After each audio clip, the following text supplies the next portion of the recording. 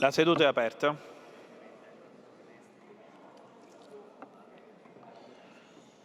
Comunico che, con ordinanza del Tribunale Civile di Palermo, datata 28 marzo 2023, pubblicata il 29 marzo successivo e notificata a questa Assemblea regionale dal legale della parte ricorrente Carmelo Nicotra, in pari data e assunta dal protocollo 9174 del 2023 del 29 marzo 2023, è stata dichiarata l'ineleggibilità dell'onorevole Dario Letterio Daidone alla carica di deputato regionale.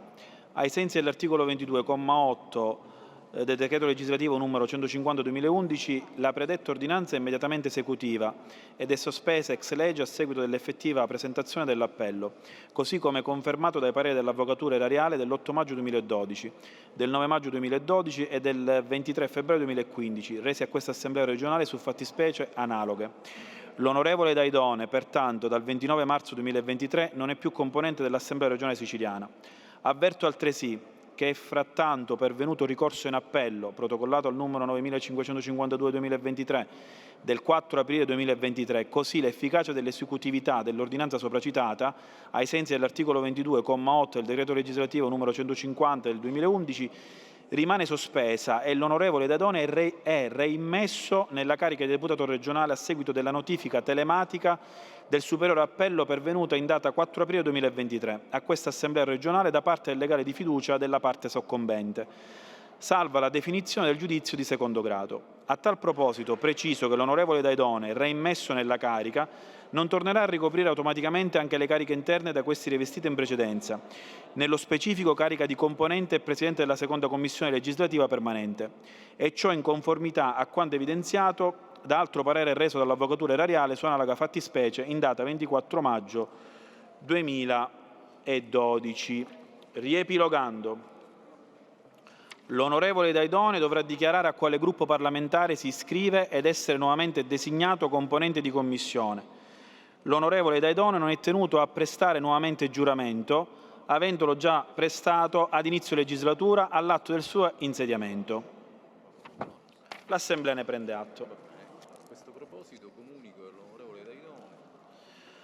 Comunico che, con nota datata 4 aprile 2023 e protocollata in pari data al numero 2188/2023, l'onorevole Dario Letterio Daidone ha dichiarato di aderire al gruppo parlamentare Fratelli d'Italia, 18ª legislatura. L'Assemblea ne prende atto.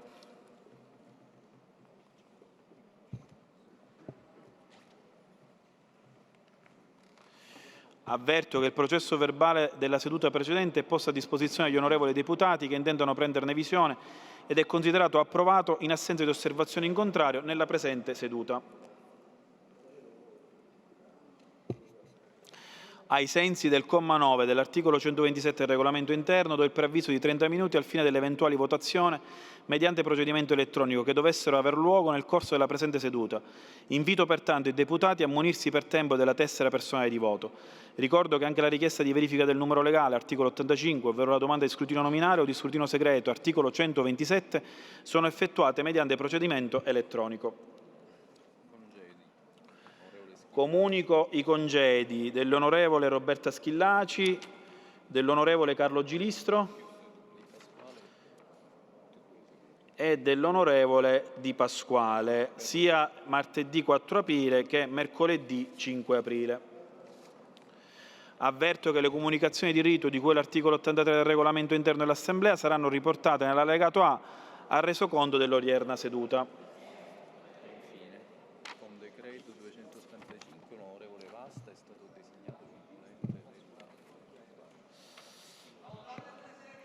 Infine, con decreto 285, l'onorevole Davide Maria Vasta è nominato componente della Commissione permanente per l'esame delle questioni concernenti l'attività dell'Unione Europea. Il presente decreto sarà comunicato all'Assemblea, l'Assemblea ne prende atto. Con decreto 286, l'onorevole Davide Maria Vasta è nominato componente della prima Commissione legislativa permanente Affari Istituzionali. L'Assemblea ne prende atto. Con decreto ancora non numerato, l'onorevole Dario Letterio Daidone è nominato componente della seconda commissione legislativa permanente bilancio. L'Assemblea ne prende atto. Colleghi, a questo proposito convoco la Commissione Bilancio, quindi invito i componenti della Commissione Bilancio a riunirsi per procedere alla votazione del Presidente della Commissione Bilancio. Quindi sospendo la seduta e la riprendiamo dopo la votazione in Commissione Bilancio del Presidente. Quindi sospendiamo e riprendiamo alle ore 16.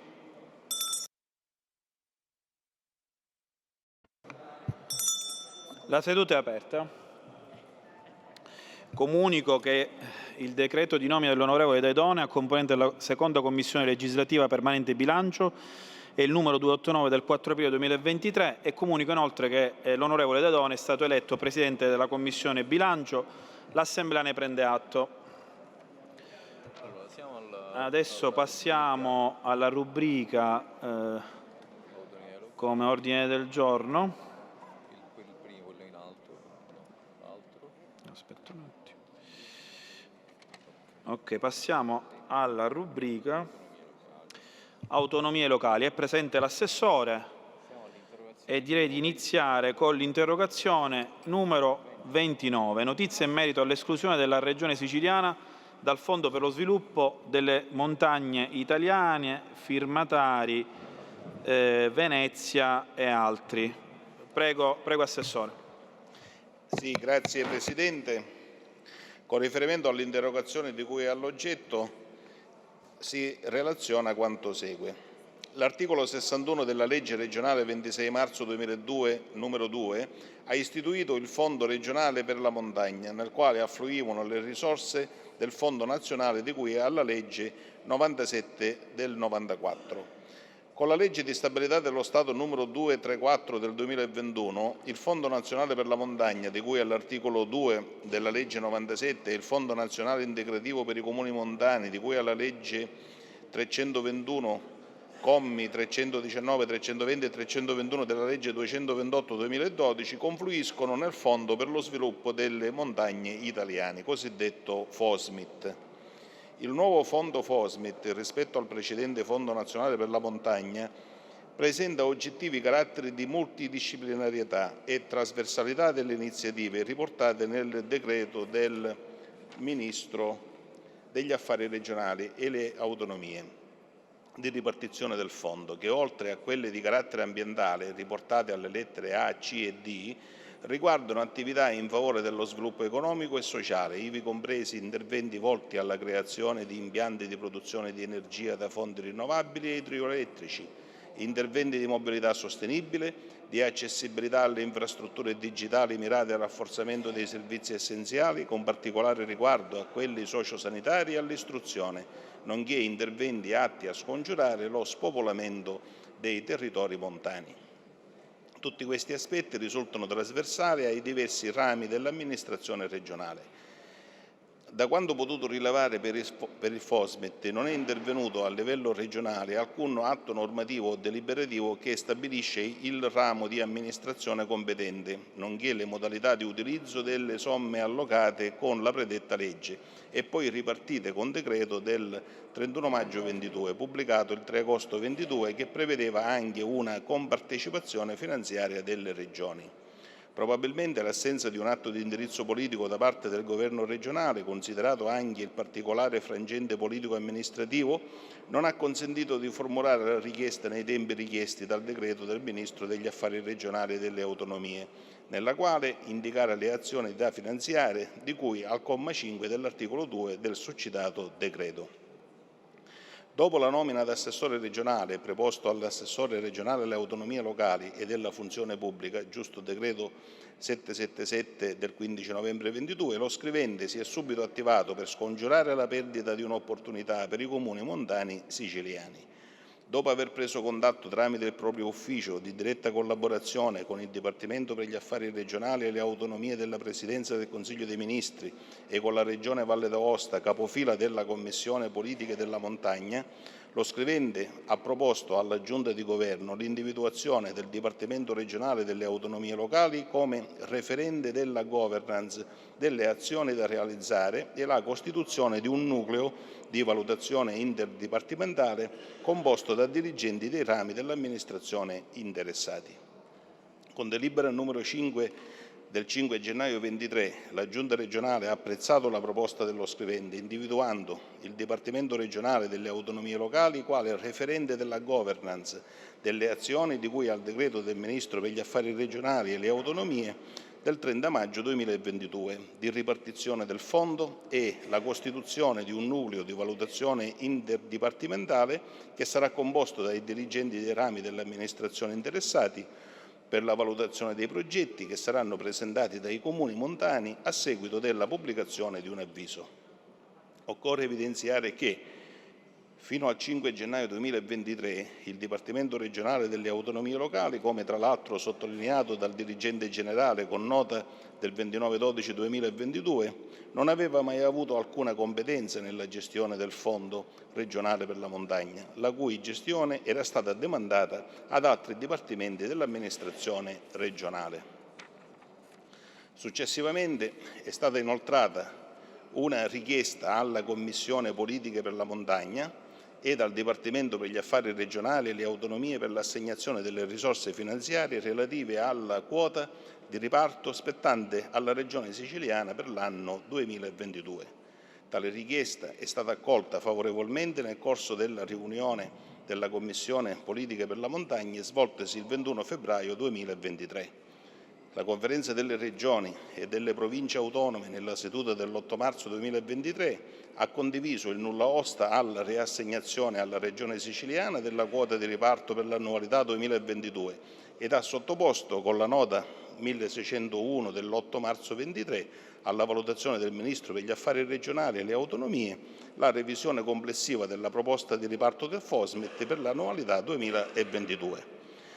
Tanto si rappresenta e si resta comunque a disposizione per ogni ulteriore chiarimento. Quindi, in pratica, attraverso poi l'azione di recupero che abbiamo fatto presso la Commissione e presso la Regione capofila Valle d'Aosta, siamo riusciti a recuperare la quota di finanziamento per l'anno 2022 che probabilmente sarà sommata a quella dell'anno in corso e poi sarà chiaramente pubblicato il bando e da questo punto di vista abbiamo recuperato il tempo perduto e non abbiamo perso ovviamente nessuna risorsa. Grazie. Grazie Assessore. Comunico il congedo dell'Onorevole De Leo, dell'Onorevole Giuseppe Lombardo, dell'Onorevole Geraci, dell'Onorevole Vasta, dell'Onorevole Cateno De Luca e dell'Onorevole Balsamo. Onorevole Venezia, vuole intervenire? Così mi dice poi se si dichiara soddisfatto o meno. Grazie. Grazie Presidente, onorevoli colleghi, Assessore Messina. Nei mesi scorsi, attraverso questa interrogazione parlamentare, avevamo posto l'accento su una grave dimenticanza della Regione Siciliana, la quale, insieme alla Regione Basilicata, era rimasta esclusa dalla ripartizione dei fondi nazionali destinati allo sviluppo delle montagne. Apprendiamo oggi con vivo apprezzamento che il lavoro svolto nelle scorse settimane ha consentito di recuperare queste somme che rischiavano di andare irrimediabilmente di non poterle più recuperare. E con l'occasione vorremmo anche accendere i riflettori sul tema delle aree interne, dei comuni marginali e montani, che sono troppo spesso dimenticati dalla politica e anche dalle azioni di governo, quando si parla di investimenti, quando si parla di servizi. E tutto questo ci consente di dire che uno Stato come quello italiano, che fonda la propria storia costituzionale, i propri valori sul concetto di solidarietà territoriale, non può dimenticare quelle popolazioni, quei cittadini che vivono in contesti disagiati, i quali, come tutti gli altri e quelli che vivono nelle aree metropolitane, nelle grandi città, hanno diritto agli stessi servizi, hanno diritto di cittadinanza. E ci auguriamo che queste risorse, che sono circa 7 milioni per il 2022, alle quali si aggiungeranno le altre relative all'annualità 2023, vengano spese per dare un segno tangibile di vicinanza rispetto a quello che sta succedendo in molti comuni montani. Lo spopolamento, la crisi delle natalità, l'emigrazione giovanile, cioè quella del migliore capitale umano di cui queste piccole comunità dispongono, l'impoverimento del tessuto produttivo locale, il rischio di un lento ma inesorabile declino che porterà da qui a qualche anno o al massimo a qualche decennio a quello che gli storici della demografia chiamano punto di non ritorno, e cioè il fenomeno dei paesi fantasma. Io credo che ancora la politica è in tempo per evitare tutto ciò, ma servono degli sforzi aggiuntivi rispetto a quelli che sono stati messi in campo anche nella programmazione 2021-27 con le cosiddette risorse territorializzate. Serve avere una visione d'insieme che guardi il tema dei servizi, della carenza infrastrutturale,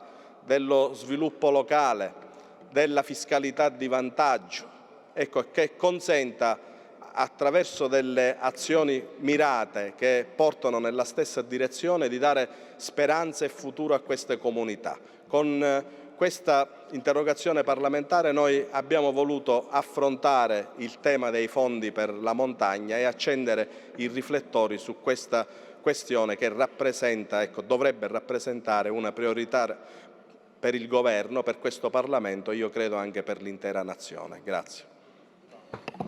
Grazie onorevole Venezia, quindi si dichiara soddisfatto? Vabbè, lo dico io per lei, si dichiara soddisfatto? Parzialmente soddisfatto. Grazie onorevole Venezia. Passiamo all'interrogazione numero 34, chiarimenti in merito alla procedura di selezione di professionisti per il conferimento degli incarichi di collaborazione per il supporto ai procedimenti amministrativi connessi all'attuazione del Piano Nazionale di Ripresa e Resilienza nella Regione Siciliana, a firma Lavardera e altri. Prego, Assessore. Sì, grazie Presidente.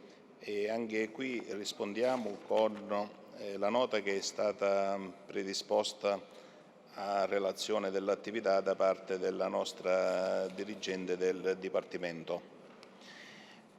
Preliminarmente si rappresenta che l'investimento del Piano Nazionale di Ripresa e Resilienza Next Generation Italia ha previsto quale obiettivo di rilevanza europea da realizzare entro e non oltre lo scorso 31/12/21 il completamento della procedura 1000 esperti da impiegare per 3 anni a supporto delle amministrazioni nella gestione della nuova procedura per fornire assistenza tecnica.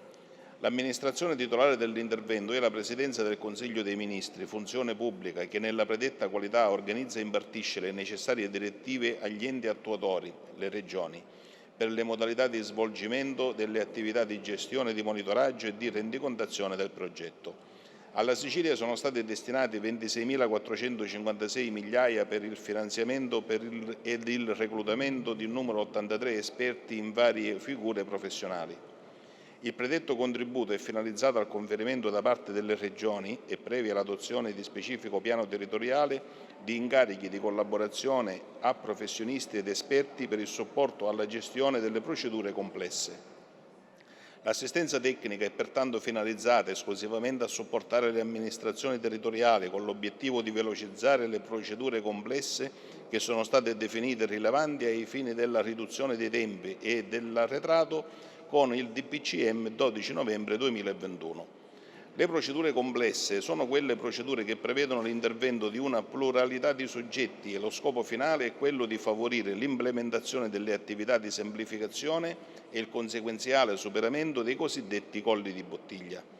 Si elencano le procedure complesse indicate nel decreto del Presidente del Consiglio dei Ministri. Valutazioni e autorizzazioni ambientali, via VAS AUA, procedure di rilascio, rinnovo e modifiche sostanziali, bonifiche, approvazione e autorizzazione progetti di bonifica di siti contaminati e di messa in sicurezza, rinnovabili e rifiuti, autorizzazioni, edilizia urbanistica, permessi di costruire e procedure di variante urbanistica, appalti, progettazione, affidamento ed esecuzione di lavori, acquisti di forniture e servizi, infrastrutture digitali.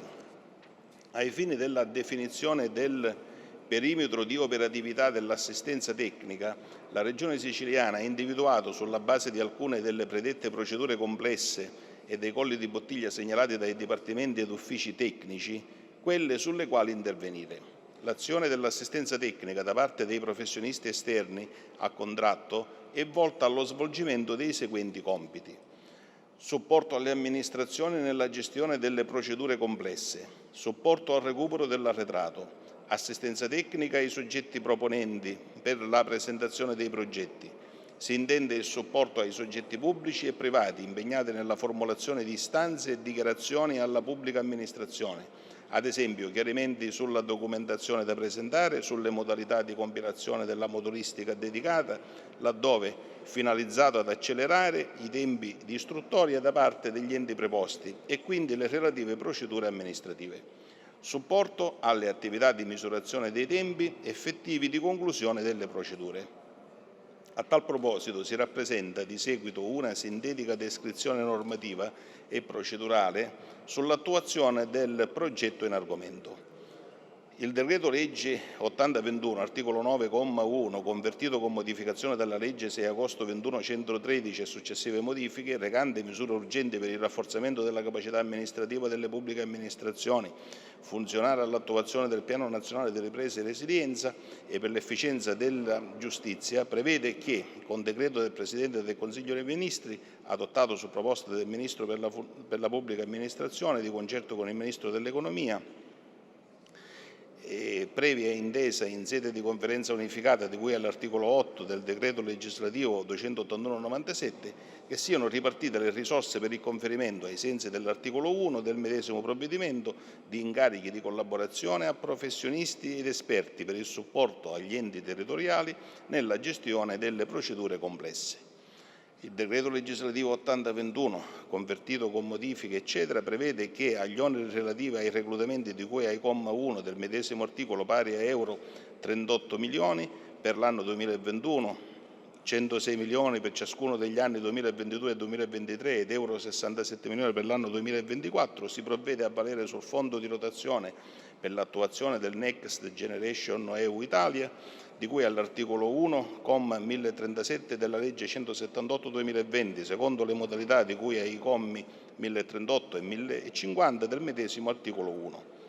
Con il decreto Presidente Consiglio dei Ministri del 12 novembre 2021, recante conferimento incarico di collaborazione ai 1000 esperti, pubblicato sulla Gazzetta Ufficiale 284 del 2021, è stato ripartito secondo il prospetto A allegato allo stesso ed in particolare per la Sicilia sono stati destinati 26.456 migliaia di euro che finanziano il reclutamento di 83 esperti. Con lo stesso decreto sono state individuate le procedure tipicamente complesse e rilevanti ai fini della riduzione dei tempi e o della riduzione dell'arretrato e che prevedono l'intervento di una pluralità di soggetti o presentano un'elevata numerosità e la procedura finalizzata al reclutamento degli esperti, nonché la procedura per il conferimento degli incarichi alla quale tutte le regioni dovevano attenersi. Ai fini dell'accesso alle risorse stanziate per l'intervento di che trattasi, ciascuna regione è stata chiamata a individuare il fabbisogno territoriale di assistenza tecnica, indicando il mix di figure professionali da reclutare in base alle criticità del territorio con riferimento alle predette procedure complesse. La Regione Siciliana, come previsto dal decreto del 12/11/21, ha elaborato il piano territoriale per il conferimento degli incarichi di collaborazione per il supporto dei procedimenti amministrativi, approvato dalla Giunta con delibera numero 448 del 5 novembre 2021 ed apprezzato con la delibera della Giunta 528 dell'11/12/21 nella versione definitiva successiva all'approvazione del Dipartimento Nazionale della Funzione Pubblica, a cui è stato attribuito il CUP di seguito specificato. Con il predetto piano sono stati definiti il fabbisogno di esperti nei vari ambiti professionali e le procedure complesse oggetto di intervento modificato, successivamente modificati con delibere numero 220 del 20 aprile 2022 e numero 408 del 4 agosto 2022.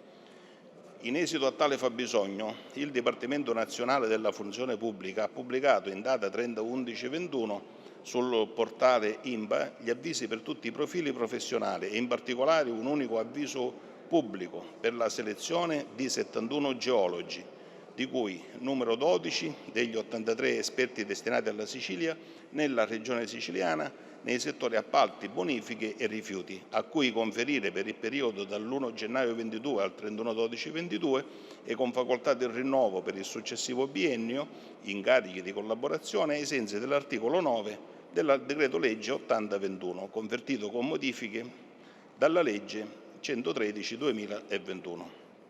L'avviso prevedeva che entro il 6 dicembre 2021 i professionisti interessati in possesso dei requisiti richiesti dall'avviso, previa registrazione sul portale, potessero aderire anche con riferimento a più ambiti territoriali, con la precisazione che non era consentito il conferimento a ciascun iscritto di più di un incarico per volta. Il portale INPA ha generato un elenco digitale contenente gli iscritti che avevano aderito all'avviso in possesso del profilo professionale congruente a quello richiesto dalle amministrazioni, trasmesso poi alle Regioni in data 10 dicembre 2021. Secondo le istruzioni fornite dal Dipartimento Nazionale Funzione Pubblica, è stato invitato ai colloqui selettivi, secondo l'ordine dell'elenco trasmesso dallo stesso Dipartimento, un numero di candidati pari a 4 volte il numero di figure richieste e comunque in numero tale da assicurare la parità di genere, ovvero numero 588 professionisti per i vari profili ed in particolare per il profilo di geologo numero 92 candidati. I candidati sono stati scelti in ossequio ai criteri previsti dal Dipartimento Nazionale della Funzione Pubblica, che ha indicato con il predetto elenco i nominativi da convocare a colloquio già selezionati dallo stesso tramite il portale. Con delibera numero 529 dell'11 dicembre 2021, la Giunta regionale, su proposta dell'assessore regionale alle autonomie locali e alla funzione pubblica, ha approvato i criteri di selezione e i compensi per gli affidamenti degli incarichi di collaborazione per il supporto ai procedimenti amministrativi connessi all'attuazione del PNRR, riservandosi di stabilire con successivo atto le procedure di nomina delle commissioni. Con delibera numero 569 del 18/12/21, la Giunta regionale, nella considerazione che per consentire la contrattualizzazione del personale selezionato entro e non oltre il 31 dicembre 2021, dato l'elevato numero di colloqui previsti e considerato il breve lasso di tempo a disposizione per effettuarli, era indispensabile nominare un congruo numero di commissioni distinte per ambito di intervento ed al fine che potessero operare contemporaneamente ha deliberato, ferma restando la gratuità dell'incarico, che fossero nominati quali presidenti e componenti della costituenti commissioni i dirigenti della Regione Sicilia con qualunque funzione contrattuale e o i dirigenti degli enti pubblici non economici sottoposti a vigilanza e o controllo della Regione, competenti per ciascun profilo professionale nelle procedure complesse relative agli incarichi da affidare. In esecuzione della predetta delibera, con decreti del dirigente generale del Dipartimento regionale Funzione Pubblica, sono state nominate 11 commissioni che hanno effettuato i colloqui dal 23 al 30 dicembre 2021 e ultimate le selezioni, molte delle quali sono state svolte in videoconferenza sia per l'emergenza sanitaria sia per agevolare i candidati fuori sede. Hanno trasmesso a questo Dipartimento i verbali dei lavori e l'elenco dei candidati idonei, ovvero di coloro i quali hanno conseguito un punteggio minimo di 12 ventesimi. Sulla base dei verbali della documentazione trasmessa sono state redatte le graduatorie approvate con decreto del dirigente generale, distinte per profilo e pertanto, secondo l'ordine di graduatoria, si è proceduto al conferimento degli incarichi il 31/12/2021. Nello specifico dei punti della richiesta si precisa che, ai fini del raggiungimento e del mantenimento del target del numero 83 esperti nel corso del 2022, si è proceduto ad operare gli opportuni scorrimenti di graduatoria e, nel caso di esaurimento delle stesse, ad attivare gli ulteriori colloqui di selezione, sempre secondo le indicazioni del Dipartimento Nazionale della Funzione Pubblica. Ciò si precisa al fine di riscontrare il punto dell'interrogazione nel quale viene esposto il rischio di perdere i fondi europei. Inoltre, a seguito della modifica del decreto legislativo 8021, sono state stanziate ulteriori risorse che lo scrivente Dipartimento ha già accertato e che consentiranno il conferimento di incarichi ad altri esperti. In merito alla procedura di selezione dei geologi, si rappresenta che, con decreto numero 4990 del 21/12/21, è stata nominata la Commissione per la selezione del numero 12 esperti del profilo professionale e geologo con la seguente composizione: Presidente Dottore Bellomo, componente Dottore Monreale, componente Dottoressa Berretta, componente supplente Dottore Maisano Marcello. Sulla base dei verbali e della documentazione trasmessa è stata redatta la graduatoria che comprendeva il numero 17 idonei. Pertanto, secondo l'ordine di graduatoria, si è proceduto al conferimento degli incarichi operando gli scorrimenti anche oltre il 31/12/21 e ciò, in caso di rinuncia, anche per la mancata acquisizione dell'autorizzazione allo svolgimento dell'incarico in costanza di rapporto di lavoro dipendente o a seguito di risoluzione del contratto per dimissioni nel corso del 2022 per il conferimento degli incarichi a 12 esperti, così come previsto dal piano territoriale del fabbisogno. Sulla base della predetta graduatoria degli idonei non è stato possibile conferire tutti i 12 incarichi e pertanto, così come indicato dal Dipartimento Nazionale Funzione Pubblica con decreto 2262 del 22 giugno 2022, è stata attivata la procedura per lo svolgimento di ulteriori colloqui al fine di reclutare il numero 1 esperto del profilo professionale geologo da destinare alle procedure complesse individuate nel piano territoriale relative all'ambito degli appalti. Con decreto numero 2720 del 14 luglio 20, integrato con il decreto 2924 del 26 luglio 22, è stata nominata la Commissione per la predetta selezione degli esperti in argomento sulla base delle designazioni del dirigente generale del Dipartimento regionale tecnico, considerato che l'ambito degli interventi era quello degli appalti del medesimo Dipartimento.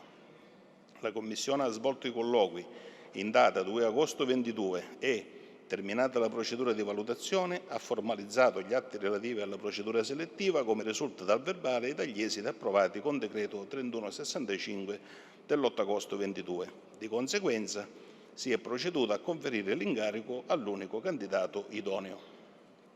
In ordine ai filmati delle prove d'esame diffusi sul web, si comunica che uno dei 92 candidati convocati per lo svolgimento del colloquio e che ha conseguito un punteggio inferiore a quello minimo richiesto per l'inserimento tra gli idonei, ha proposto ricorso al TAR Sicilia.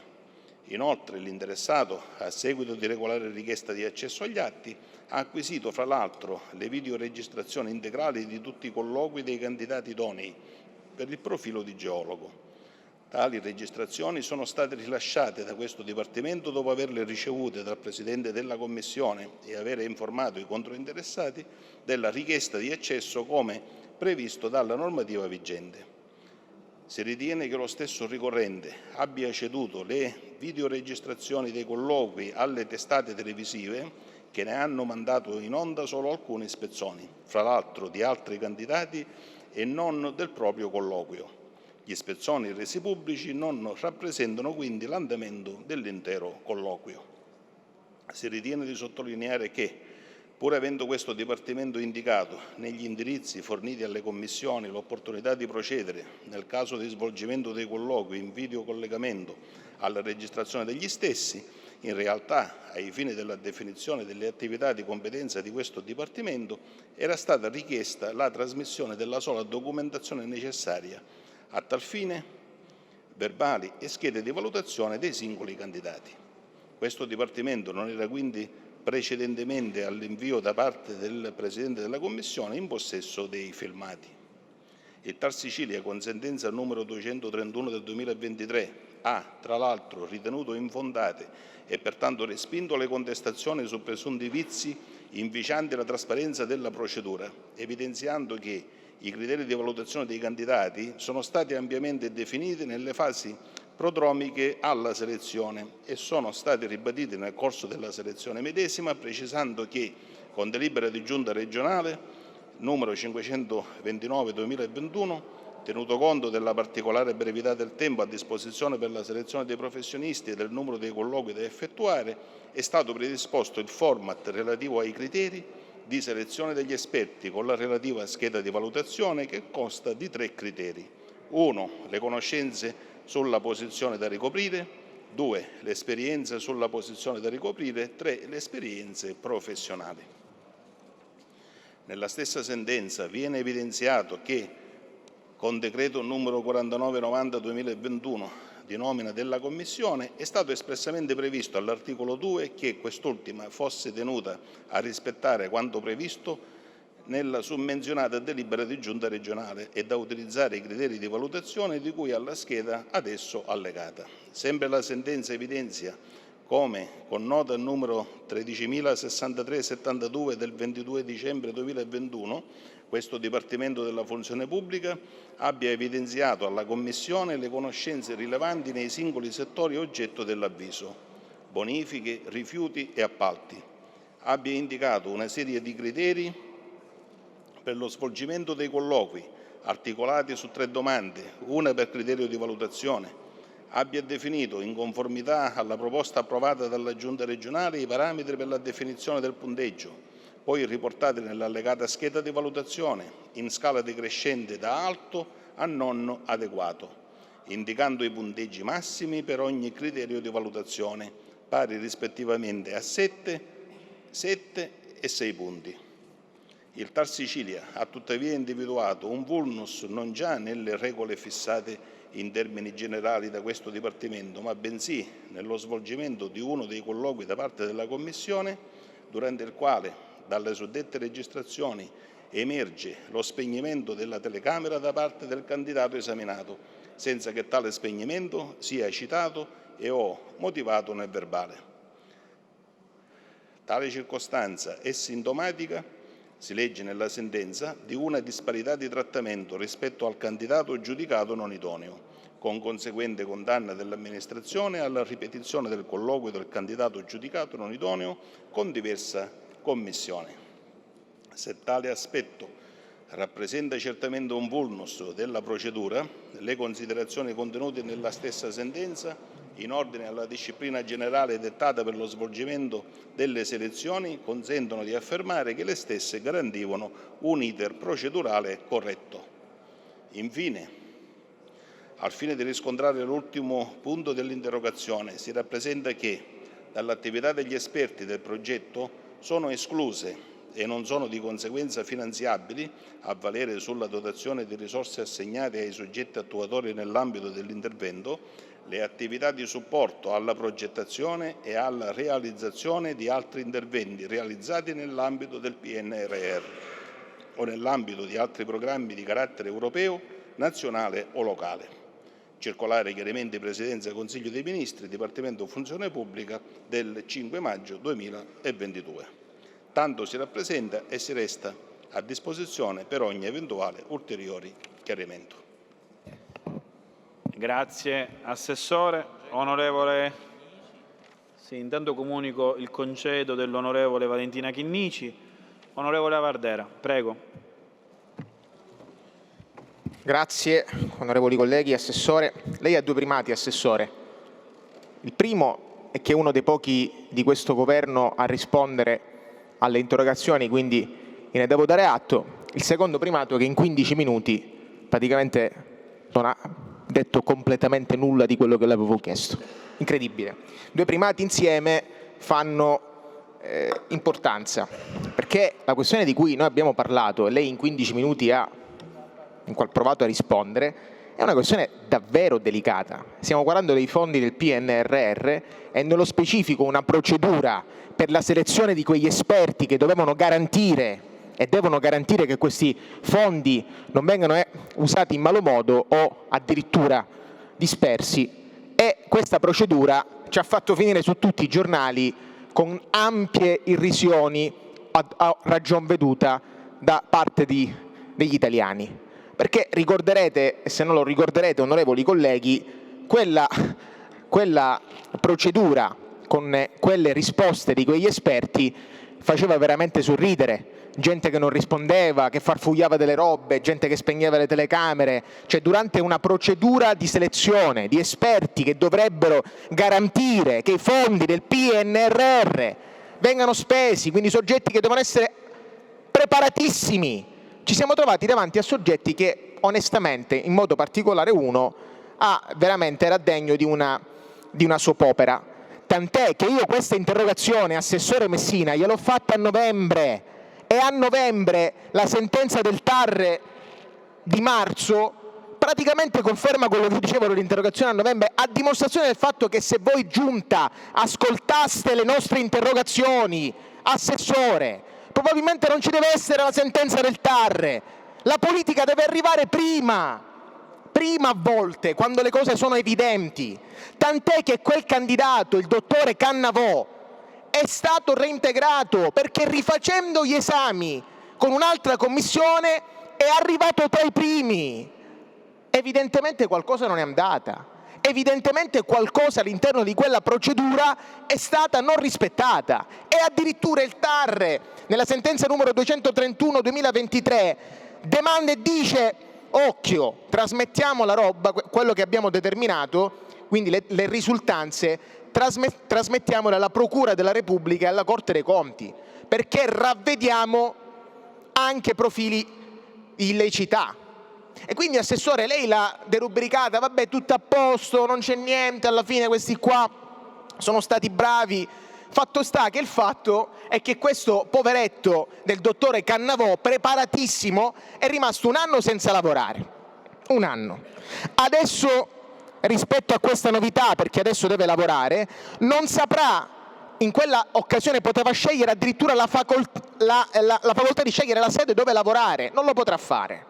E quindi noi vogliamo quantomeno chiedere scusa a Cannavò. Cioè, in 15 minuti mi sarei aspettato quantomeno un scusa, dottore Cannavò, perché probabilmente non abbiamo fatto bene questa selezione in questo caso specifico. E invece ho ascoltato 15 minuti intanto di risposte, perché quantomeno le devo dare atto che ha risposto, ma 15 minuti di discorsino letto e riletto. Tra l'altro questa cosa è di una tristezza incredibile. Cioè, io vi chiedo, anche governo, quando rispondete alle interrogazioni, ma evitate di fare il compitino che leggete parola per parola, magari studiatele un poco prima, come si faceva, diciamo, negli esami, e quando li studiate venite in aula, magari fate la sintesi del discorso, non proprio la lettura precisa, esatta di quello che vi scrivono gli uffici, perché questo potrebbe essere anche un elemento, diciamo, di riflessione che mi permetto di darle, Assessore Messina. E concludo dicendo che questa storia non è una storia così, è una storia fondamentale, perché sul PNRR, sui fondi spesi, noi non possiamo sbagliare. È un'occasione unica che abbiamo, come Sicilia e come Mezzogiorno nel nostro Paese. E non possiamo permetterci strafalcioni di questo tipo, perché nell'interrogazione di una pagina, dicesi una pagina, che avevo presentato a novembre, ho assistito a 42 pagine di lettura di 15 minuti in cui a una pagina di interrogazione non c'è una scusa a un lavoratore che adesso lavorerà, al dottore Cannavò, preparatissimo, ma che evidentemente ha subito un torto. E non lo dico io, lo dice una sentenza del TAR. Bastava che a novembre, caro Assessore, si fosse letto quell'interrogazione per alzare il telefono e dire: sapete che c'è qualcosa che non va, voglio capire di più, voglio mettere testa. Ma siccome questo governo non solo non le legge le interrogazioni, ma se le fa scrivere, e quando se le fa scrivere forse non legge nemmeno le risposte che gli scrivono, io non solo non sono soddisfatto, ma sono deluso dall'atteggiamento di questo governo che scappa dalle proprie responsabilità e che continua a immolare pochi sparuti. Assessore, benvenuto all'assessore Falcone, che continuano a dire che questo governo è, come si dice in francese, a mare. Grazie. onorevole Lavardera. Presumo che non sia soddisfatto della risposta. Andiamo all'interrogazione numero 8, interpellanza numero 8, intendimenti del Governo in merito allo scorrimento delle graduatorie regionali di vari concorsi, a prima firma dell'onorevole Venezia ed altri. Prego, onorevole Venezia, la può illustrare? Prego, prego. Grazie Presidente, onorevoli colleghi, signor Assessore. La mancata indizione di concorsi pubblici da ben 30 anni da parte della pubblica amministrazione regionale ha di fatto tagliato fuori intere generazioni dalla possibilità di accesso al pubblico impiego, oltre a indebolire notevolmente la macchina amministrativa, oggi in forte sofferenza, come si legge in ormai quotidiane notizie di stampa. Finalmente, a seguito dello sblocco dei concorsi del 2019, nel dicembre del 2021 la Regione Siciliana ha indetto diverse selezioni pubbliche, rivolte sia all'assunzione del personale per i centri per l'impiego, categorie C e D, sia all'assunzione di personale presso i dipartimenti regionali, categoria D. Quest'ultimo bando di appena 100 posizioni. I posti messi a concorso sono stati irrisori rispetto alle reali necessità, come è noto, e come si riscontra dal piano triennale del fabbisogno del personale e dal più recente PIAO, dal quale si evincono forti carenze di personale, soprattutto per i profili più qualificati, mostrando un po' di numeri riguardo al comparto non dirigenziale. Si registrano vuoti in organico per ben 1.006 unità relative alla sola categoria C e 588 per categoria D e 588 per la categoria C. Mentre in riferimento al comparto dirigenziale la dotazione organica del 2022 conta 847 unità, di cui 0 di prima fascia, 4 di seconda fascia e 847 di terza fascia, Assessora. Ricordo ai presenti che dette limitazioni assunzionali sono state determinate dall'accordo Stato-Regione, siglato in data 14 gennaio 2021, il quale al punto 2, lettera E, prevede il blocco dei concorsi per il reclutamento di nuovo personale dirigenziale fino al 2023 e per di più limita le facoltà assunzionali riguardo al comparto non dirigenziale fino al 2029. Facendo espresso divieto di utilizzo ai fini di nuove assunzioni dei risparmi derivanti dal personale andato in pensione.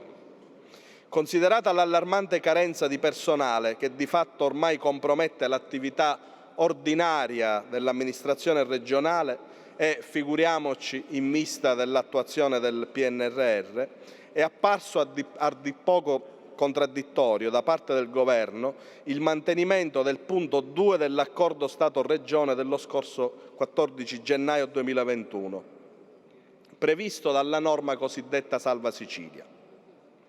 Per queste ragioni, Assessore Messina, e con questa interpellanza chiediamo estrema chiarezza al Governo regionale sui seguenti punti. Vogliamo sapere con quali tempistiche il Governo intenda definire con lo Stato i termini dell'accordo Stato-Regione, permettendo in tal modo l'assunzione del personale in maniera congrua al reale fabbisogno, attraverso lo scorrimento delle graduatorie regionali vigenti. Giusto qualche giorno fa si è tenuto un incontro tra Schifani e Giorgetti proprio sulla revisione dell'accordo. Chiediamo notizie chiare e complete qui in Aula, per non apprendere notizie di un argomento così importante solo dagli organi di stampa. Vogliamo sapere se il Governo, tenuto conto dei ritardi nella presa in servizio del personale, avvenuto solo qualche giorno fa per le categorie D, a causa dei ritardi nell'approvazione dei documenti contabili propedeutici, intenda prevedere una proroga delle graduatorie, in coerenza con la giurisprudenza in materia. In ultimo rammento la sentenza del 22 dicembre 2022, la numero 267 della Corte Costituzionale, al fine di permettere un ampio utilizzo delle stesse. Grazie. Prego, Assessore. Sì, grazie Presidente. Allora, nel mese di maggio 2022 si sono svolte le prove scritte relative ai profili professionali dei concorsi afferenti al potenziamento dei centri per l'impiego della Sicilia e al ricambio generazionale nell'amministrazione regionale. Espletate tutte le prove concorsuali, questa amministrazione ha approvato le graduatorie finali di merito con i seguenti decreti, e ci sono tutti i decreti. Se vuole poi magari può prendere visione della risposta. Ci sono tutti i vari decreti che dal 3 agosto del 22 al 29/11 approvano le varie graduatorie delle 13 procedure concorsuali. In riferimento ai candidati della categoria D per il potenziamento dei centri per l'impiego, è emerso che sono risultati idonei alle prove scritte un numero di candidati inferiore rispetto al numero dei posti messi a concorso. Rispetto ad essi, per i quali si è già proceduto alla richiesta della documentazione propedeutica all'assunzione e alla conseguente attività di verifica, l'assunzione è prospettata tra i mesi di marzo e maggio. Circa i candidati per la categoria D, per il ricambio generazionale nell'amministrazione regionale, il numero di idonei ha ampiamente superato i posti messi a concorso per tutti i profili ed anche in questo caso sono già state inviate ai candidati vincitori le richieste di produzione della documentazione finalizzata alla definizione degli adempimenti preliminari e alla sottoscrizione del contratto ed a comprova del possesso dei requisiti per l'accesso alla pubblica amministrazione ed il perfezionamento della procedura assunzionale estimato nei mesi di marzo e aprile. A seguito di rinunce e di obiezione del profilo prescelto da parte dei candidati risultati vincitori in più graduatorie, si è proceduto ad adottare i decreti di scorrimento con decreto numero 237, 238, 239, 241, 242, 256 e 257, necessari alla integrale copertura dei posti messi a concorso. Per tali profili si procederà successivamente ad ulteriori scorrimenti di graduatoria sulla base delle risorse assunzionali di cui alla sezione 3.3 del PAO 2022-2024. In relazione al secondo punto dell'interpellanza si precisa che, in ossequio al dettato normativo di cui all'articolo 35 del decreto legislativo 165, le graduatorie dei concorsi rimarranno vigenti per un termine di 2 anni dalla data della loro approvazione. Con riferimento invece al terzo punto, si evidenzia che nel momento in cui verranno terminate le procedure assunzionali, le graduatorie degli idonei non vincitori potranno essere rese disponibili all'utilizzo, in riferimento ai profili compatibili, da parte dei vari enti regionali e degli altri enti locali in coerenza con i rispettivi piani di fabbisogno del personale. Tanto si rappresenta e si resta comunque a disposizione per ogni ulteriore chiarimento. Onorevole Venezia, vuole intervenire ulteriormente? Mario, intervieni pure tu? No. Deve intervenire l'onorevole Venezia, perché ha prima firma dell'onorevole Venezia. Grazie Presidente. Noi ci riteniamo solo parzialmente soddisfatti dalla risposta fornita dall'assessore Messina. Il quadro è abbastanza noto e i passi in avanti che si stanno cercando di compiere non riusciranno, sia nel breve che nel medio e lungo periodo, a rimettere in piedi l'apparato burocratico regionale.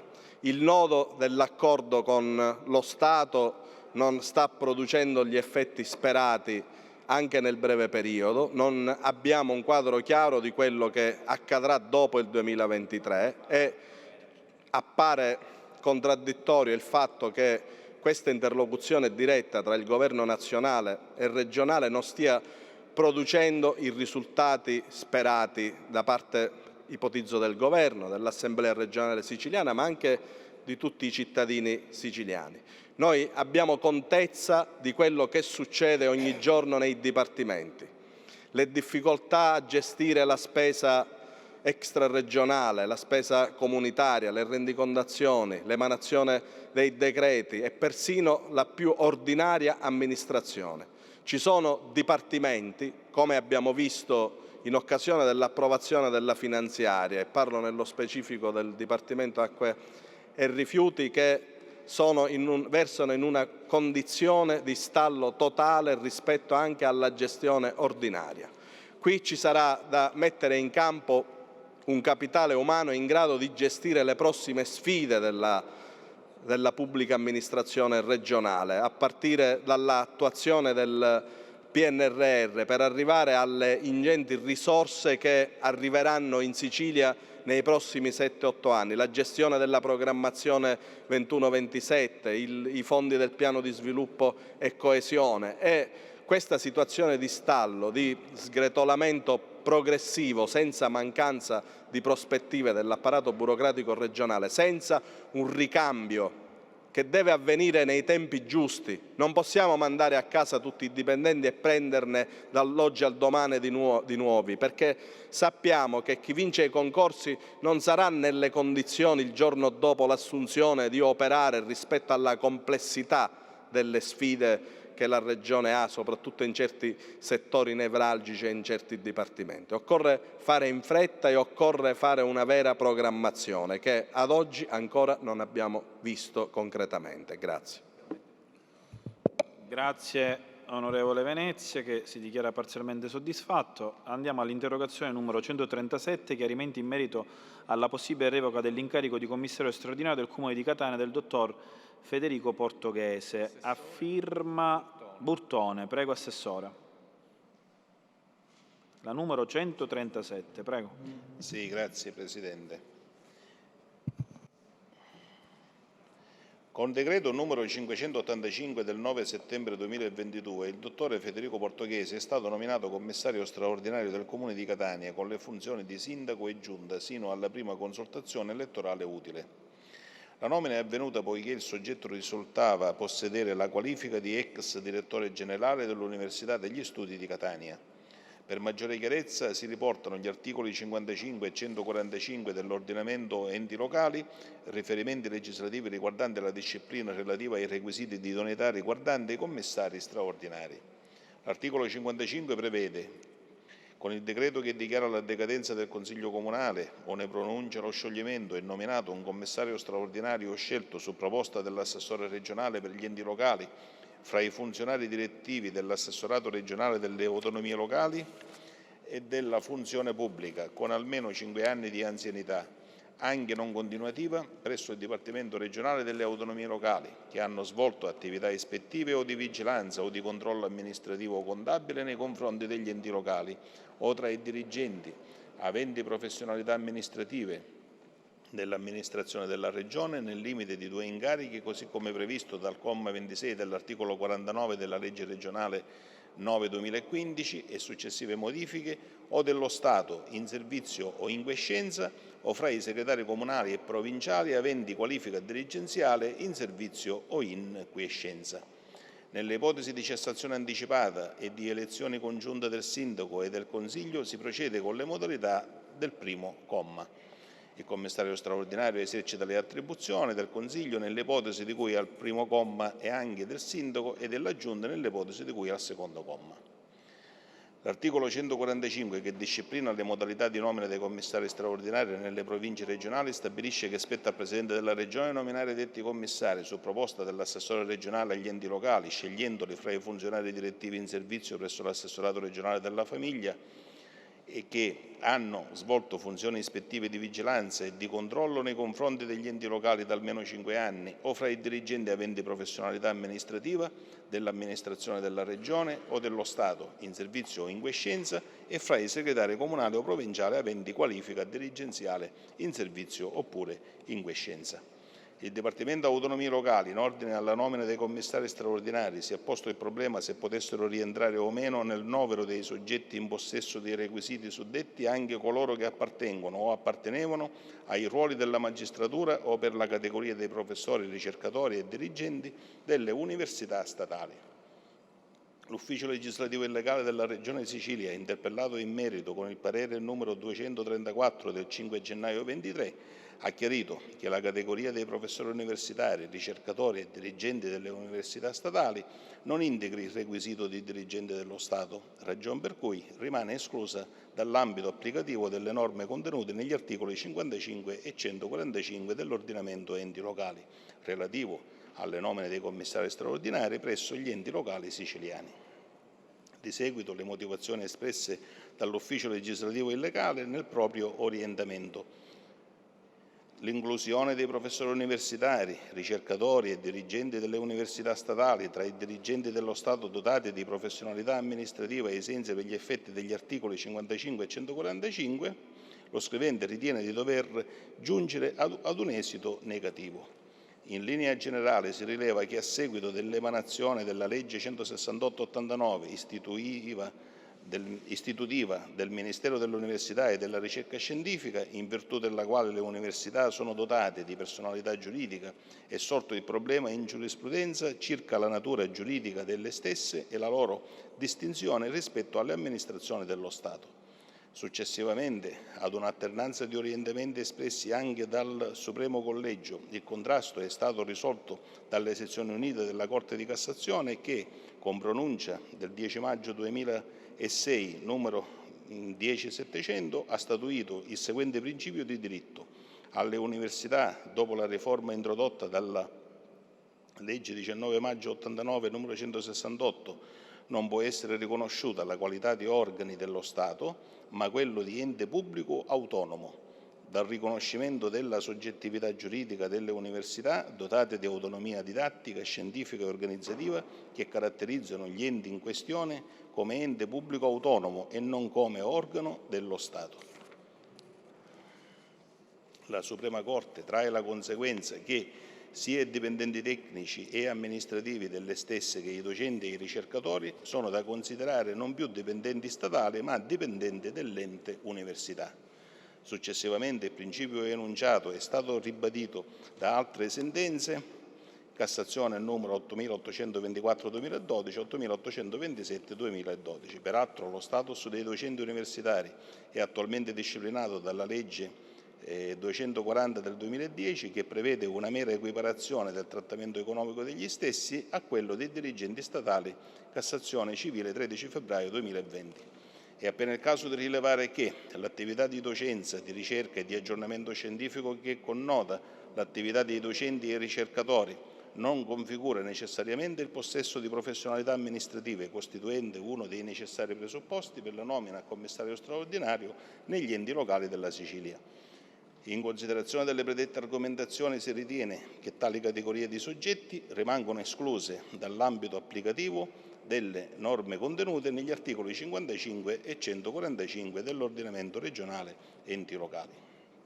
Infatti, la definizione di amministrazioni pubbliche nella suddetta citata relazione accompagnatrice del disegno di legge numero 1577 lettera E, come già detto, reca la definizione di amministrazioni pubbliche, definizione che comprende tutte le categorie relative alle amministrazioni nazionali, comprendente quelle statali, amministrazioni territoriali, amministrazioni di istruzione e cultura, mentre il dettato dell'articolo 55 dell'ordinamento enti locali, nell'individuare i soggetti cui affidare l'incarico di commissario straordinario, esprime con precisione che la scelta può ricadere soltanto tra i dirigenti aventi professionalità amministrativa dell'amministrazione della Regione o dello Stato, in servizio oppure in quiescenza, facendo riferimento pertanto ai dirigenti regionali e a quelli dello Stato senza alcun cenno ai dirigenti pubblici, definizione di più ampio respiro.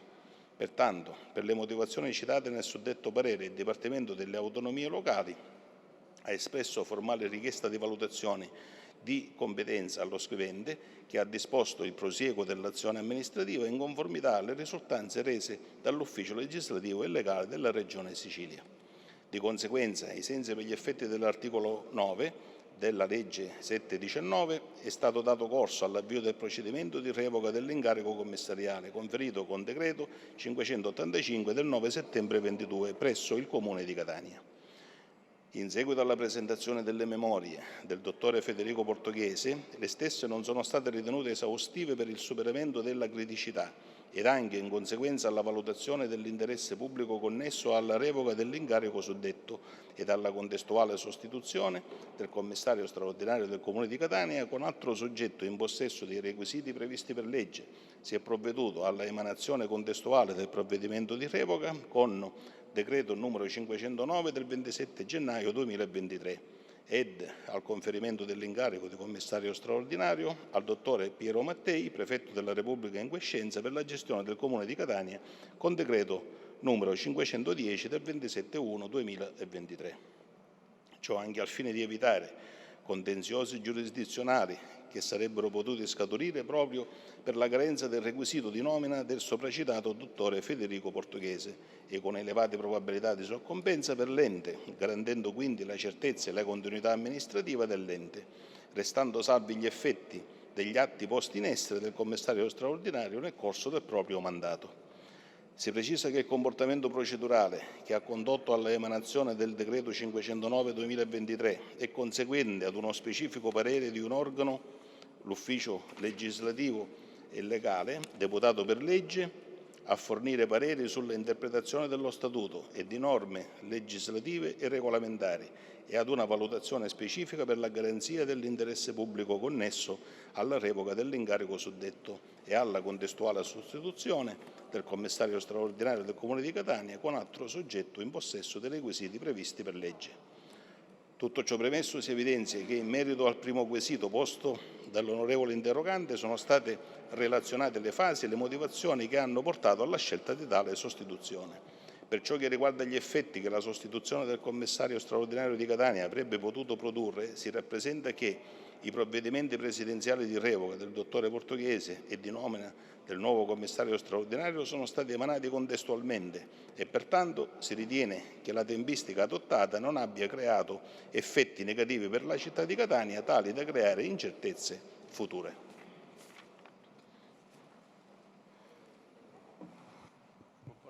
Grazie Assessore Messina.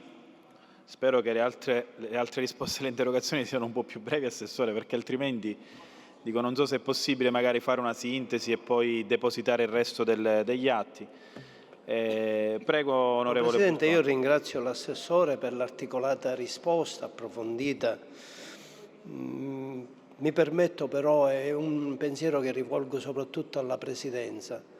Spero che le nostre interrogazioni vengano calendarizzate nei tempi dovuti. Non è alla persona che viene fatto questo rilievo, ma complessivamente all'istituzione, perché, Presidente, parliamo di un'interrogazione che io ho presentato non per avere tutta questa dettagliata considerazione tecnica, era una valutazione di tipo istituzionale, Assessore.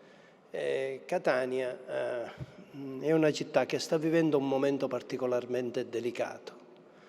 Da alcuni anni non ha un sindaco, ha avuto dei commissari, è sembrato quasi bizzarro il pensiero di sostituire in questa fase che è quella finale dell'attività del Consiglio, di sostituire un commissario che, mi si permetta, aveva lavorato bene. Io ho lavorato con il dottore Portoghese nell'attività di sindaco perché abbiamo portato avanti una programmazione per le scuole, per il dimensionamento scolastico. Ho visto un livello istituzionale impegnato da parte del Comune di Catania e della città metropolitana per garantire il diritto allo studio, per dare garanzie di autonomia ai nostri istituti. L'ho visto equilibrato nel porsi di fronte ai problemi che sono arrivati da parte delle altre comunità, non la distanza tra la città capoluogo e le città delle aree interne o le città cosiddette minori dal punto di vista degli abitanti. L'ho visto seriamente motivato a stare accanto ai comuni del territorio per spingere, allora era l'assessore Razza, per spingere ad una riflessione rispetto ai temi drammatici che stiamo verificando sul diritto allo studio, sulla mancanza, sul diritto alla salute, sulla mancanza dei medici negli ospedali del territorio, sempre solidale, così come Assessore. C'era e rimane la questione relativa alla pubblici servizi. È stato avviato un discorso molto serio. Io prendo atto che l'attuale commissario ha dato continuità, lei lo ha detto, ha dato continuità all'attività che è stata predisposta. Siamo ancora in una fase delicatissima, spero che si portino a compimento i passaggi dei lavoratori, che sono quelli indispensabili. Quindi, Assessore, non c'è da parte mia diciamo alcuna polemica, non posso dichiararmi totalmente soddisfatto. Ho visto che lei ha fatto un approfondimento, riprendendo le cose dette dall'ufficio legislativo e legale, però mi permetta, nella città si dice che il dottore Portoghese sia andato via per il suo carattere, perché non era sempre disponibile ai sì. Non dico e non rivolgo a nessun soggetto in maniera specifica. Io posso dire che è stato un amministratore per bene e questo è un elemento essenziale. Certo è che mi è sembrato in quel momento inopportuno che ci fosse una forzatura rispetto ai temi drammatici che la città di Catania ha vissuto. Io qui non voglio riprendere i vari mesi difficili che ha avuto quella comunità. Credo di dover però sottolineare che se ci fosse stata più generosità da parte del sindaco, 2 volte sospeso, noi non avremmo avuto queste situazioni. La ringrazio, Presidente. Grazie onorevole Burtone, che si dichiara, ne prende atto della risposta all'interrogazione da parte dell'assessore. Andiamo all'interpellanza numero 11, iniziative per il corretto inquadramento del personale dell'assessorato ai beni culturali identità siciliana, vincitore del concorso per dirigente tecnico bandito nel 2000. A prima firma Leanza ed altri. Prego Assessore. Sì. Se vuole, dico così come l'ho detto prima, può depositare la risposta e fare una sintesi, decida lei, dico. Grazie. Presidente, questa risposta è un po' più breve, cercherò un pochettino di magari saltare i riferimenti normativi e leggere la parte sostanziale. Perfetto, grazie. Relativamente alla vicenda di che trattasi, inerente agli aspetti connessi al contenzioso instaurato dai ricorrenti assunti o ad assumere aventi ad oggetto l'inquadramento della superiore posizione economica all'interno della categoria D rispetto a quella attribuita all'atto di assunzione in D1, dalle verifiche sullo stato dei contenziosi pendenti emerge che l'orientamento giurisprudenziale ad oggi espresso risulta controverso e non consolidato, come da elenco delle sentenze di seguito indicate. Poi c'è l'elenco ovviamente di tutte le 13 sentenze che fanno riferimenti a ricorsi similari, quindi non lo leggo, però magari lo depositiamo, chi poi magari lo vuole conoscere lo può anche ottenere.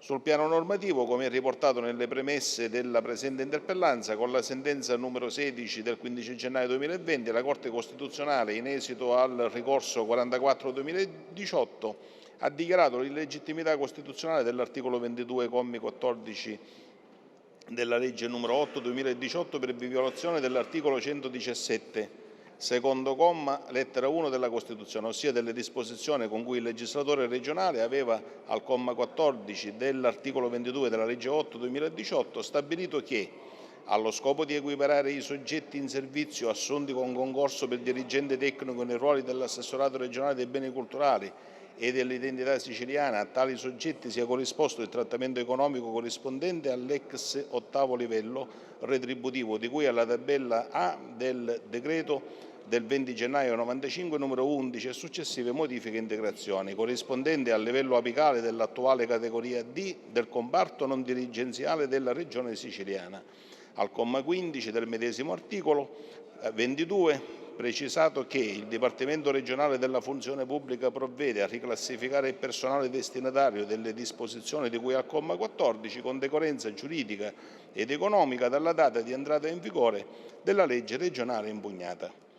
Dalla sentenza della Corte Costituzionale emerge che, a legislazione vigente, il contratto collettivo del comparto non dirigenziale della Regione Sicilia e degli enti di cui all'articolo 1 della legge 10/2000 rappresenta l'unica ed esclusiva fonte regolatrice del rapporto di lavoro dei dipendenti regionali, il cui inquadramento all'atto di assunzione non può che essere disciplinato dall'articolo 19 del previgente contratto collettivo di lavoro, la cui efficacia è oggi confermata dall'articolo 17 del vigente contratto, triennio giuridico ed economico 2016-2018, laddove, dopo l'enucleazione del personale regionale delle 4 categorie A, B, C e D, si precisa che nelle categorie è previsto un unico accesso dall'esterno nella posizione iniziale, posizione A1, B1, C1 e D1.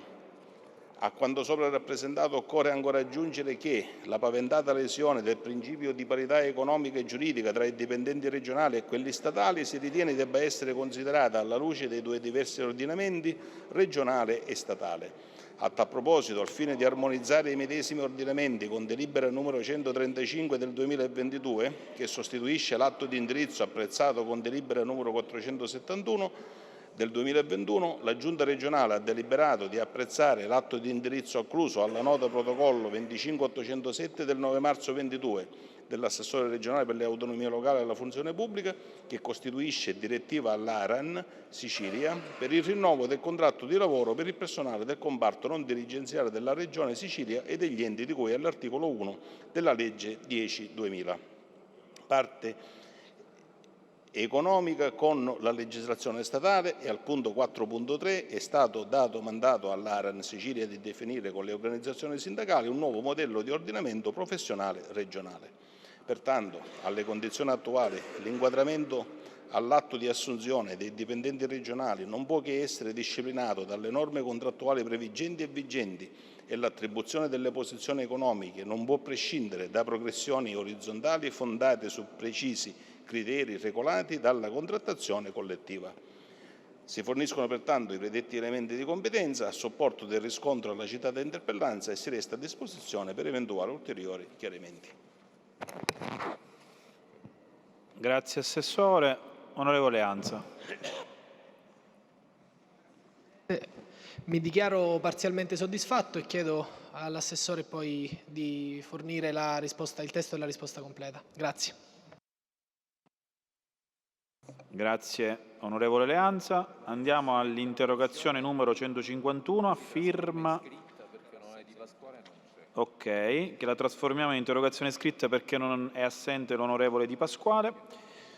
Andiamo all'interrogazione 217, iniziative urgenti per accelerare l'assunzione dei lavoratori vincitori dei concorsi presso i centri per l'impiego e gli uffici dell'amministrazione regionale, a firma Lavardera. Prego, Assessore.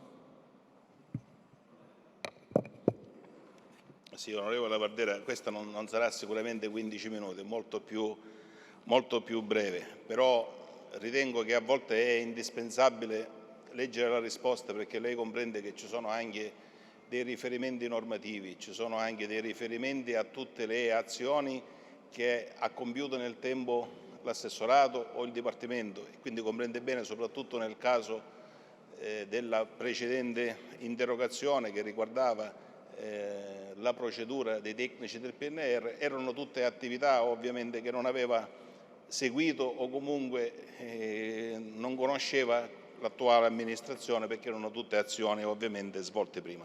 Andiamo invece all'attuale che riguarda i vincitori dei concorsi per i centri per l'impiego. Con l'interrogazione in oggetto l'onorevole Lavardera chiede di conoscere le ragioni per le quali non sia stato dato corso alla contrattualizzazione dei vincitori dei 3 bandi emanati da questa amministrazione. In relazione ai contenuti dell'interrogazione va innanzitutto precisato che i bandi di concorso per il rafforzamento amministrativo e il ricambio generazionale degli uffici dell'amministrazione regionale per il potenziamento dei centri per l'impiego sono stati emanati a fine dicembre 2021 e che il termine per la presentazione delle istanze scadeva a fine febbraio 2022. Va altresì precisato che i bandi riguardavano 13 diversi profili, 11 profili riguardavano il reclutamento di personale di categoria D, funzionario direttivo, di cui 7 per il rafforzamento amministrativo e il ricambio generazionale degli uffici dell'amministrazione regionale e 4 per il potenziamento dei centri dell'impiego. 2 profili destinati solo al potenziamento dei centri per l'impiego riguardavano personale di categoria C, istruttore direttivo. Nessuno dei concorsi banditi prevede, a differenza di quanto sostenuto nell'interrogazione, il reclutamento di personale dirigenziale. Per i primi 11 profili sono già stati firmati nel corso del mese di marzo i contratti di lavoro per i vincitori. Per la firma dei contratti si è dovuto attendere il verificarsi di tutti i presupposti previsti dalla vigente legislazione, definiti con l'approvazione del consolidato 2021 in data 1 marzo 23. Per i primi 7 profili è già stato disposto lo scorrimento delle graduatorie autorizzato per l'annualità 2022 dal Piano Integrato di Attività e Organizzazione, PIAO. Per gli altri profili di funzionari le graduatorie sono state integralmente utilizzate, quindi non si può scorrere. Per i 2 profili riguardanti il personale di categoria C, requisito per l'accesso il diploma di scuola media superiore, si rappresenta che avverso le relative graduatorie sono stati presentati numerosi ricorsi con contestuale istanza cautelare, molte delle quali saranno discusse a breve. Inoltre, sulla base dei primi pronunciamenti dei giudici amministrativi al riguardo, è in corso un percorso di attenta valutazione del procedimento al fine di vagliare la sussistenza dei presupposti per l'adozione di eventuali provvedimenti di autotutela.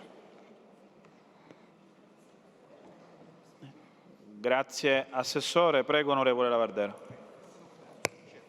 Grazie Assessore. Nella precedente interrogazione, Assessore Messina, la numero 34, non mi era arrivata la risposta scritta, quindi ho chiesto agli uffici di farmela avere perché così possiamo velocizzare. Rispetto a questa interrogazione io formalmente chiedevo i tempi certi delle assunzioni, perché da quello che mi risulta voi non sapete se riuscirete a assumere entro il 30 di aprile. Questo è il vero problema, perché il tema ruota attorno alla data esatta di assunzione, che la finestra temporale utile per assunzioni è marzo-aprile, e ancora attendiamo, i ragazzi ovviamente mi scrivono che attendono da Formez la comunicazione delle loro sedi di lavoro, ed è questa dirimente la mia richiesta di essere appunto risposto. Siccome la risposta non c'è, questa risposta alla domanda, chiederò formalmente di acquisire intanto la risposta e poi ulteriormente, magari se ha la possibilità di rispondere a questa mia domanda, è utile rispetto alla richiesta stessa. Però le dico che un altro suo primato è che mi ritengo comunque parzialmente soddisfatto. Certo. Grazie onorevole Lavardera, che si ritiene parzialmente soddisfatto. Assessore, vuole aggiungere qualche altra cosa? Sì, volevo aggiungere a chiarimento di quanto detto dall'onorevole Lavardera. In pratica, non so se dalla risposta si è compreso, noi abbiamo proceduto quasi, o stiamo procedendo in questi giorni, quasi a tutte le assunzioni, quindi per noi già la sottoscrizione del contratto equivale ad assunzione, anche se poi l'assunzione avviene un mese dopo, ma dal momento che si sottoscrive il contratto ovviamente per noi la procedura giuridica è quasi conclusa. Come le dicevo, rimane sospeso solamente il problema della categoria C, dell'ultimo concorso, che in questo momento ci sono ancora delle sentenze, dei pronunciamenti davanti al Tribunale che chiaramente stanno un pochettino modificando quella che è la situazione, purtroppo non la vedo, quella che è la situazione chiaramente dell'elenco dei vincitori. Le volevo precisare, onorevole, che non è che la scadenza noi ce l'abbiamo al 30 di aprile, poi possiamo assumerle anche dal 1° maggio o dal 1° giugno, abbiamo bisogno poi in quella data ovviamente di adempiere alle altre scadenze contabili, ma ovviamente siamo certi che riusciremo nei tempi ad adempiere, perché credo che rimane solamente il consuntivo del 2022, quindi non è che ci sono poi altre difficoltà. Però se non si è capito bene, il problema è solamente tutte queste sentenze che stanno arrivando in riferimento all'ultimo concorso, quello di categoria C, che siccome modificano l'applicazione di alcuni punteggi, di alcuni titoli di studio, ovviamente noi nel rispetto dei giudicati delle sentenze dobbiamo eventualmente in autotutela, così come parzialmente detto, perché purtroppo questo onorevole è ancora una procedura in itinere, quindi non possiamo dare una risposta definitiva perché non sappiamo ancora quale può essere ovviamente il risultato finale, ma chiaramente si dice nella risposta che probabilmente in autotutela andremo a modificare la graduatoria nel rispetto delle norme delle sentenze che stiamo ricevendo. Solo questo. Il resto degli altri 12 concorsi sono tutti già quasi completati. Grazie. Grazie Assessore. abbiamo completato la rubrica e passiamo al punto successivo dell'ordine del giorno, che è la discussione del disegno di legge numero 21A, disposizioni in materia di tassa automobilistica, disposizioni finanziarie. Chiedo alla Commissione Bilancio di prendere posto tra i banchi per illustrare il disegno di legge.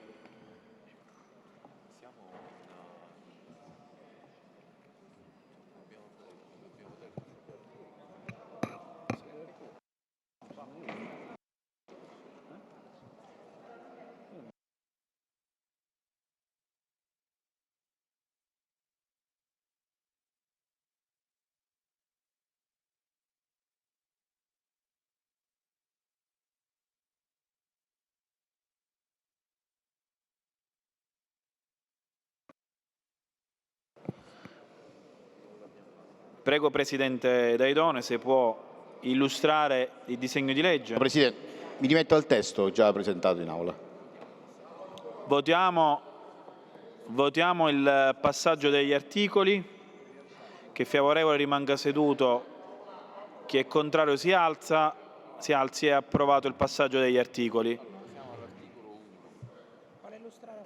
Se l'assessore Falcone, lei lo vuole illustrare? Siamo all'articolo 1, se vuole illustrare il disegno di legge e poi se c'è qualcuno che vuole intervenire. Prego Assessore. Grazie Presidente, onorevoli colleghi. Il disegno di legge che ci apprestiamo ad apprezzare riguarda il differimento dei termini per quanto riguarda il condono dei bolli d'auto.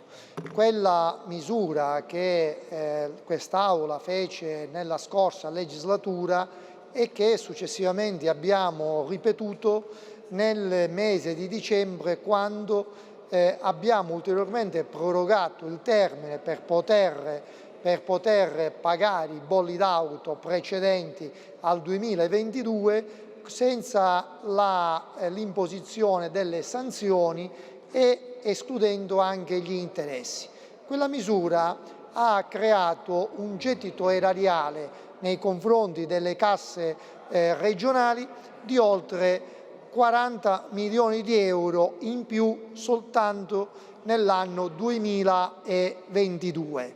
Quella misura che ci ha consentito, tra l'altro a fine anno, vorrei ricordare il 7 dicembre del 22, poter dare ai comuni ben 48 milioni di euro relativamente al caro energia. Quella misura che, prorogata sino al 28 febbraio del 23, ha dato nei primi 2 mesi del 23 un gettito di 155 milioni di euro. Immaginatevi, su una previsione di 330 milioni per l'intero arco dell'anno.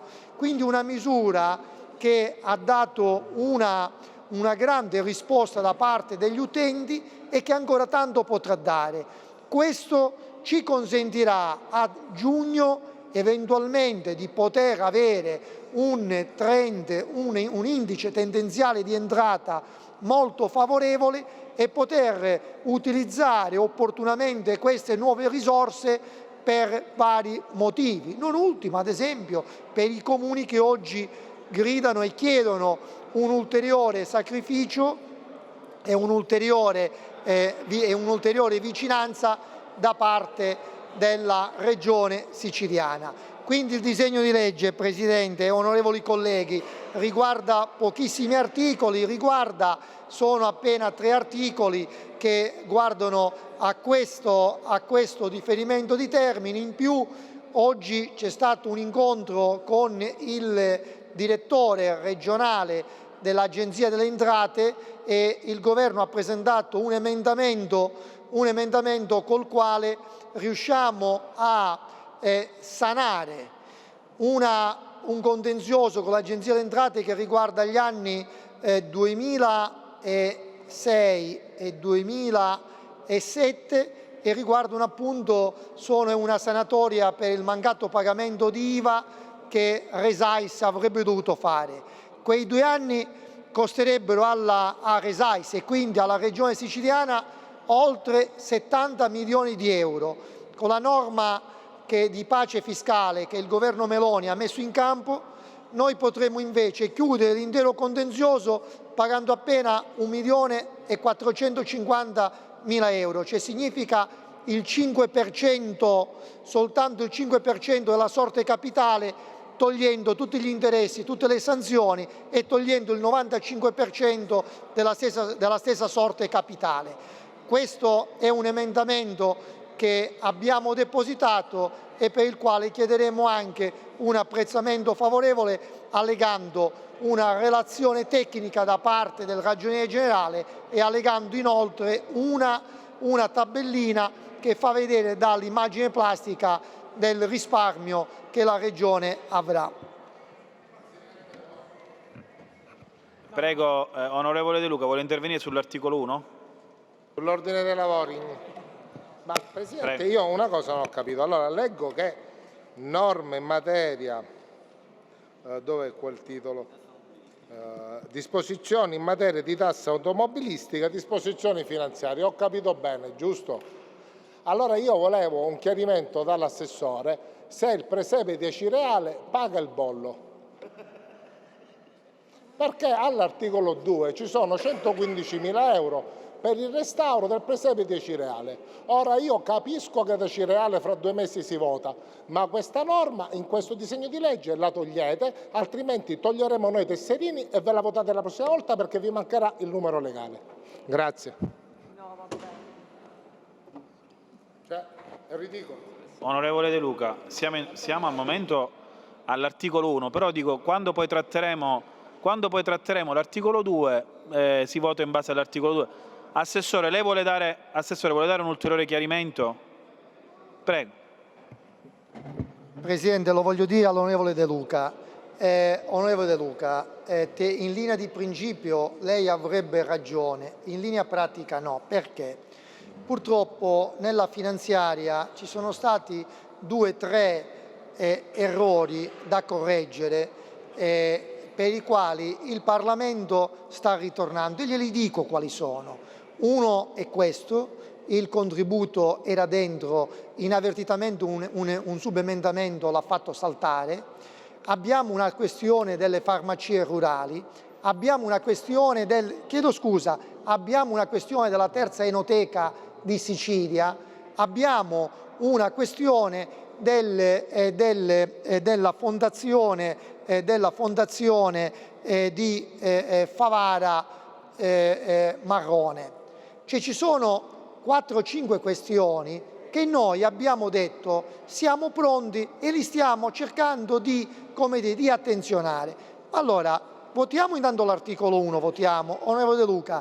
Chiaramente io dico, siccome il governo non è non sta mettendo delle cose, anzi siamo per poter correggere tutto quello che è da correggere in maniera serena, in un rapporto di collaborazione. Voglio dire, questo dell'articolo 2 è vero in linea teorica, però obiettivamente è saltato in un subemendamento finale senza una volontà precisa, ma perché c'è stata una svista. Quindi io chiedo la cortesia a tutto il Parlamento, poi magari ci vogliamo fermare un attimino per precisare alcune cose e possiamo così trovare la soluzione.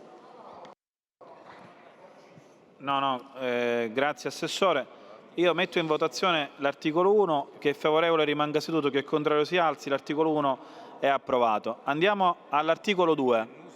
Prego, onorevole Catanzaro.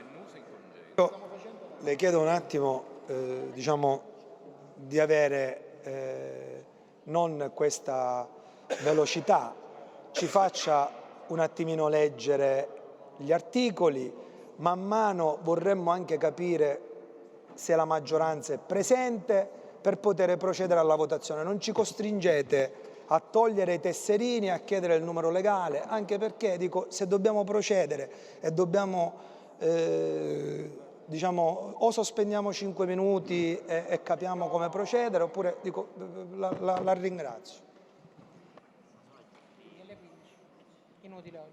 Colleghi, io la cosa che posso fare, considerando anche la richiesta da parte del capogruppo del PD, del Partito Democratico, per ulteriori approfondimenti, soprattutto dell'articolo 2 e degli articoli successivi, possiamo rinviare a domani alle ore 15, così c'è un ulteriore approfondimento da parte di tutti.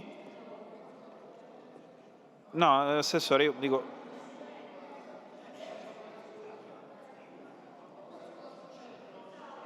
Io, colleghi, rinvio perché non ci sono le condizioni. Evitiamo, dico, di andare diciamo, in contrasto e poi magari bocciare l'articolo. Non ci sono le condizioni. Rinvio la seduta a domani, grazie. Alle ore 15.